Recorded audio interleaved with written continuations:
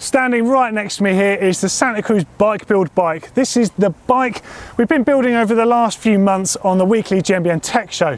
And just before I tell you everything about it, I just want to say a huge thank you to all the manufacturers and the bike brands that have sent stuff in for this bike build. We're talking Santa Cruz, DT, Crank Brothers, etc, etc.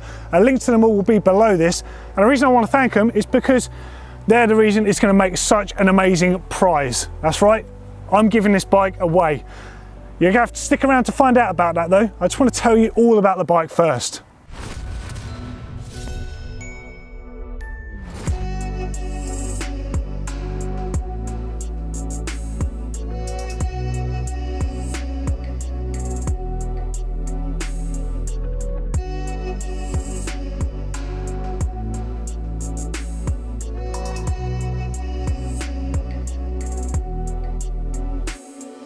So at the heart of the bike, of course, is this size large Santa Cruz Nomad alloy frame.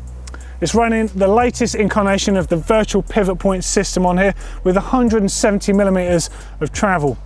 It's got boost 148 out back, of course, boost spacing up the front here.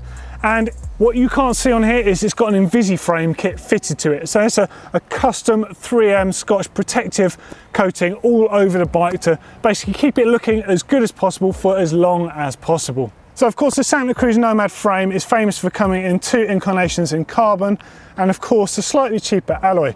Of course the riding attributes are very similar. It's got the same suspension platform, everything is the same geometry on there. It's just a slightly more wallet conscious. And dare I say, some people actually prefer an aluminium bike to a carbon bike, so there is that option there too. Now, in picking this bike, it actually made building the bike quite a hard process because when you buy a complete bike, the way the manufacturers spec it is it's a method called OEM, and that's original equipment manufacturing. So all of the stuff that's spec'd on a bike is purpose built. It's not for the consumers to buy in the aftermarket. It's purpose built for the manufacturers to spec, so they get a really good price on them. So although this frame is just under $2,000 or thereabouts, the complete bikes are not really that much more. You're talking about 3.5. So really for the stuff you'd get on a bike like that, it's actually very good value in relation to the price of that frame. So I knew it was going to be a very hard task trying to keep the budget down. So what I concentrated on was trying to build it with affordable things, but things that were going to last. We'd spend more money on things that needed it, less money on things that were just going to break and wear out. Kind of just makes sense to do that with a mountain bike, given the nature of the way you ride these things. We'll talk a bit about the price, what it came in as afterwards, but I just want to talk about the shock a little bit. So it's got the RockShox Deluxe shock on here. It's a really, really good shock. It's very plush, very active. And of course it can be tuned as well, which is something we did over at TF Tuned. If you want to check that out, the link to last week's video is just in the description below this one, where we take it over there and we have a few things done to that. Now, let's take a look at the front of the bike because there's some cool stuff going on up here. So up the front here, we've got a slightly different fork. We took a look at Fox, at DVO, at RockShox and a whole bunch of other stuff. And we've ended up with the X-Fusion metric on here. Now, X-Fusion is a brand that's been around for several years and they're also quite famous for making internals for a lot of other fork manufacturers. So the stuff is really, really high quality. And actually, we took this fork over to TF Tuned to get it set up so it could match that rear shock, and they were really impressed by the quality of the internals of that. So that's a good testament because they work on a lot of products over there. Now it's 180mm travel fork. This is the latest version of this, and it's got the black stanchion tubes on it. Previously it had silver ones, so it just looks a bit cooler really. It's got a 20mm axle on there. You've got adjustable high and low speed compression damping, adjustable rebound damping on there, and it's an air sprung fork. Also on the lower legs of the fork, you've got these carbon protectors. So these are fantastic because they add almost no weight to the fork. You can customize the way it looks and it protects it if you're knocking the bike around, maybe putting it in the back of a truck, doing uplifts, going on chair lifts, that sort of thing. The fork underneath will remain completely as it is. The cool thing about these is we've had some custom decals made up from InvisiFrame just to tie in with the rest of the frame, and they kind of go with the trademark GMBN camo. As for rolling stock on the bike, we've gone for DT Swiss E1900 spline wheels on there. Now, they might not be the most expensive wheels out there, but I love the simplicity of them. So they've got a 25mm internal rim width on there. Like, don't get me wrong, I really like wide rims, but too wide can affect the shape and profile of a tyre. So this was part of the consideration. So actually these work out just right with what I wanted to do with the bike. They're traditionally spoked wheels, so you can get those replacement spokes anywhere, and they're very easy to service as well. So from that point of view, it's a no frills wheel set. They're nice and light, they do what they need to do. Now I've got them set up tubeless. We're using the Milk It valve system, which I often talk about on the GMBN Tech show. It's a product I really believe in. I think it's an excellent little product. And I'm running currently in here Continental sealant because we run Continental tyres here at GMBN, so it's very easy to use that stuff. It works really well, job done really. But tyre wise, we've done something a little bit different. Because the bike's going to be ridden in a multitude of different conditions, I chose to pick 3 tyres. Now this is what I choose to do on my own personal bikes. I run a variety of tyres, but I tend to normally run 3.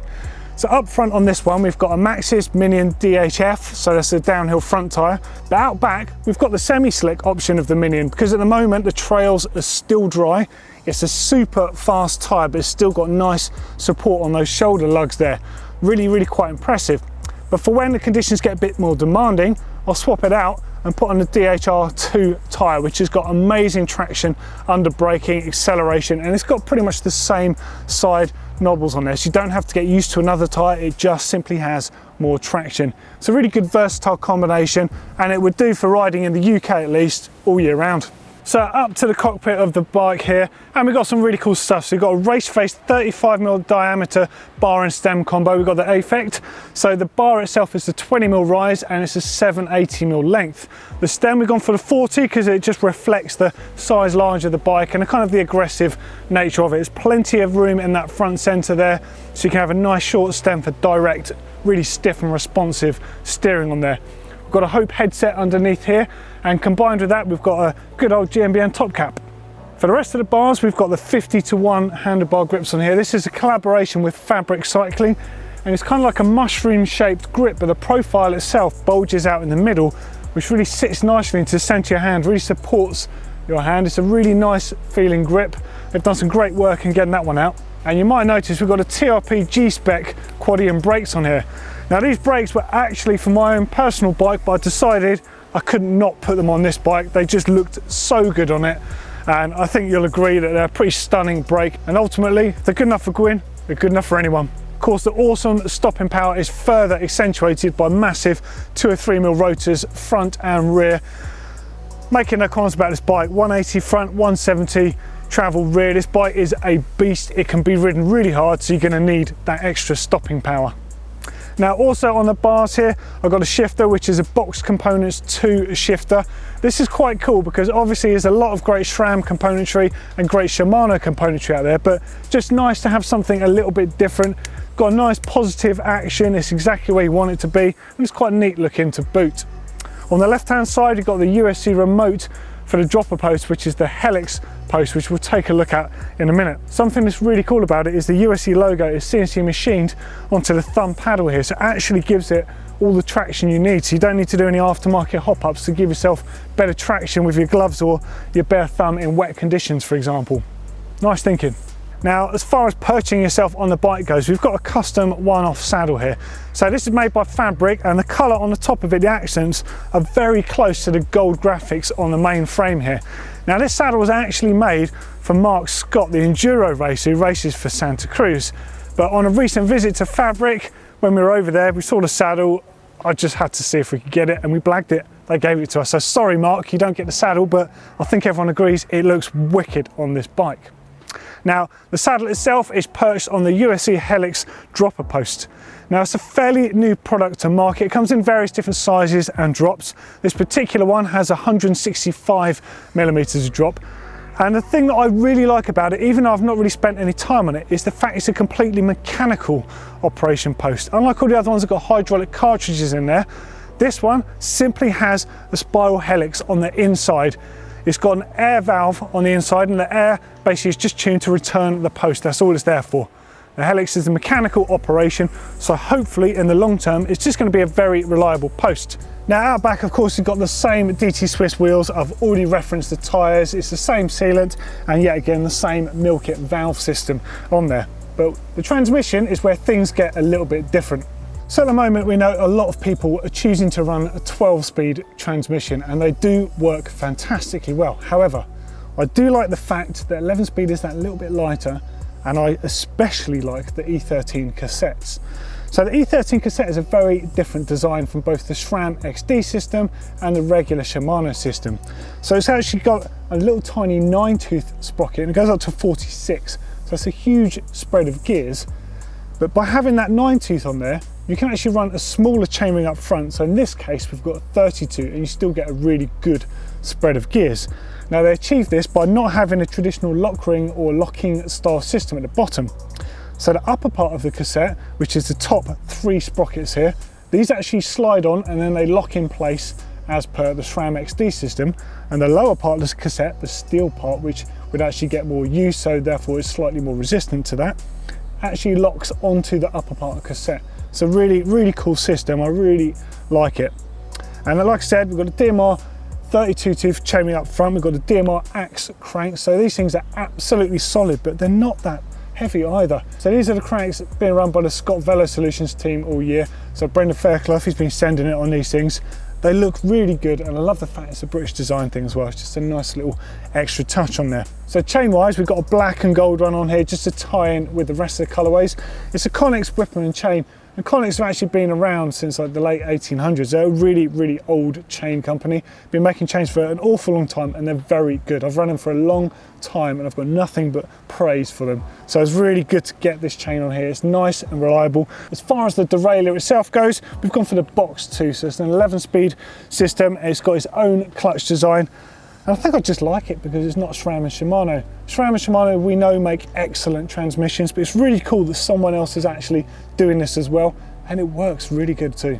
And just to finish the bike off, I put my choice of pedals on here because there's a lot of pedals out there. There's a lot of different styles of pedals. There's the flat pedals, there's clipless pedals, Shimano, Crank Brothers, Time, Look. I run the Crank Brothers Mallet Enduros. I love them. They work really great with the shoes I choose to run, so it's a nice fitting pedal for the bike, so that's all good. And then when I was at Eurobike, I spotted the Fidlock system. So this is a bottle with a magnetic retention system on it, and I was so impressed by it. They gave me one, but I've actually decided to put it on this bike as well. So a really cool system, actually fits on a lot of different bikes that you wouldn't be able to get a bottle on quite as easily. The retention system has an actual sort of retaining device as well as the magnets on there to help pull it into the bike. And look at this, and it won't come off like other bottles can do. This one has got a really neat system. So impressed with that, and it's a no-brainer on an enduro focused bike to have a water bottle on there as well. Now, of course, there is a small issue, the fact the bike has taken quite long to put together. Personally, I've really enjoyed that because I've been just cherry picking what needs to go on there and getting it built, but there has been a few issues with supply here and there. The frame, for example, came direct from Santa Cruz, the tyres came direct from Maxxis, the wheels came direct from Switzerland. There's all sorts of stuff in here. It's come direct from source. Again, the race face bars and stem, they came from Canada. Everything really has come from the source countries. So actually it's taken a bit longer than I originally anticipated, and certainly a lot longer than if I was actually just buying the stuff and building the bike for myself. I just want to emphasize that point, you know, the fact that so many component and bike brands and manufacturers have helped with this bike build project. There's been stuff coming from all around the world, you know, like I emphasized that point, the frame coming from America, the headset coming from North Yorkshire. It's really cool that all these brands have done it, so thank you to all of them. Santa Cruz, X Fusion, RockShox, like everyone that's contributed to this project has made it such a good prize. And that's right, we're giving this bike away, which was my intention from the beginning. It had to be right. Everything had to be just good and set on the bike. So the bike itself, what is it worth? What do you need to know about it? So the Santa Cruz frame, like I told you, it retailed for just under 2,000. The complete builds on these between 3.5 and just under 4.5. Now, when they started getting to about 3.5 grand, I stopped counting. So I estimate this is worth about 4,000. But really, to me, it's worth a lot more than that, because I had a great time building this and hand speccing everything that I would want to ride myself on a bike like this. As far as winning this bike goes, it's a size large, it's a one-off. There isn't another one just like this anywhere on earth right now. And if you want to win it, the link is in the description below, but it's not just as easy as clicking a link and put your name and address in. You're gonna have to work for this because it's a one-off bike. It's a really cool social-based competition. So good luck with that one. If you want to see some more really cool custom bikes, check out our Pro Bikes playlist right down here. And that's where we go to all the races around the world and check out the pro riders' actual race bikes. Super cool stuff in there. But don't forget, if you want to win this actual bike, click the link below this video, share it around. You might have some friends that also want to enter the competition. Let everyone know about it. The more, the merrier. And of course, don't forget to like, to share, and to subscribe to our channel.